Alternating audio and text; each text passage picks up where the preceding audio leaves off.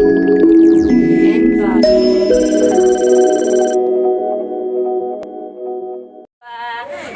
chapa,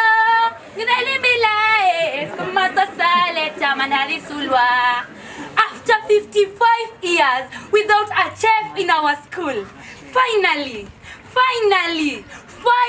our school, Mlamla Mixed and Day Secondary School, decided to call in for an interview and hire a qualified chef who would successfully manage the intestinal department of our school. Willing participants from all the corners of our school, willing participants from all the corners of our village decided to come just to have a chance to serve as the head chef of our school. Our school compound was so foolish that the participants decided to step down for this one participant. His name was Sylvester, Kamurioga Kuya, Wamadu Gusto, Kindred, Morado Rai. Since his name was like the long Kikuyu soap opera, we decided to cut it short into Kindred. Kindred had several features that made him have such distinct features. Feature number 1.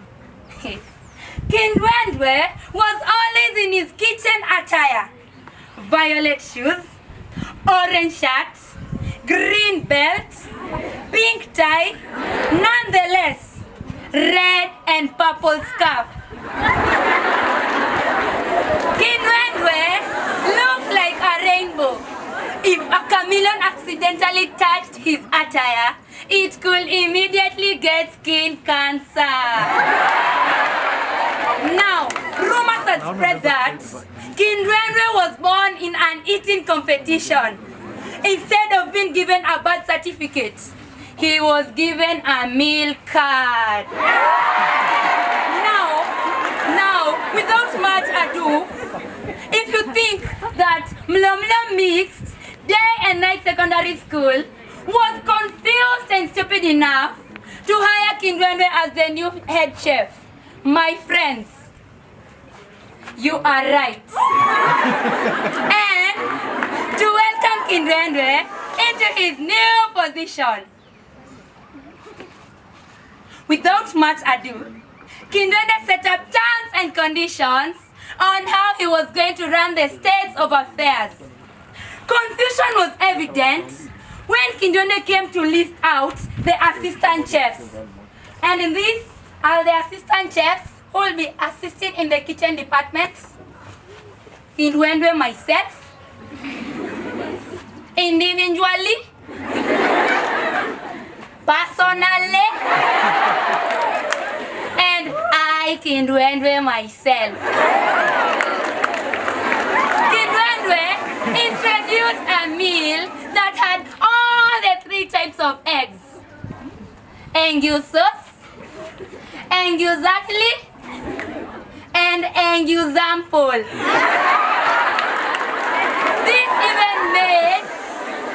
This even made my English teacher to suspend me out of class since I could not differentiate the difference between read and read. Now, this day, the lunch was so late that we waited and waited until we became waiters.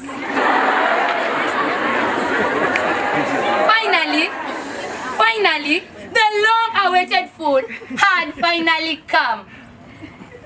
But first, Kindred introduced an appetizer that was to be taken by everyone since it was anointed by the Holy Spirit. This is when trouble started. Students started falling, our stomachs rumbling and grumbling, faces filled with sorrow and agonizing pain. At this state of hopelessness, I rushed to my deskmate, who was completely out of her breath. I could see that she could see nothing.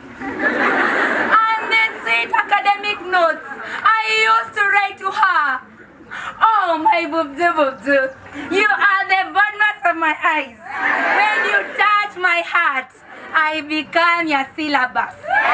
You are mathematically calculated, historically remembered, geographically located, physically fit, and don't forget one thing, economically budgeted.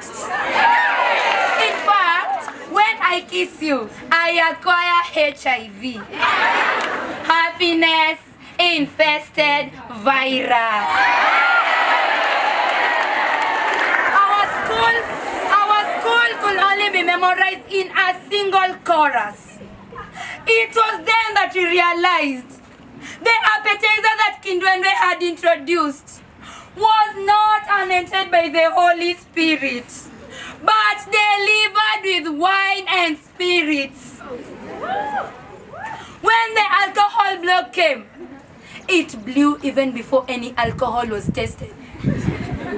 At this moment, our school principal held his waist with one hand and pinched Kindred's nose with the other hand and started lamenting, "Hindi kilimino, hindi kilimino."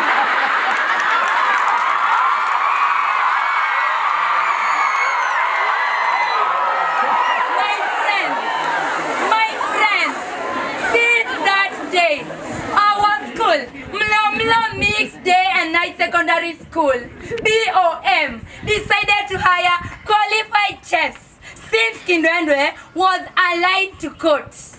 And from all the blah blah school, ni hayo tu kwa sasa. See you next time, narrating on the same. See ya.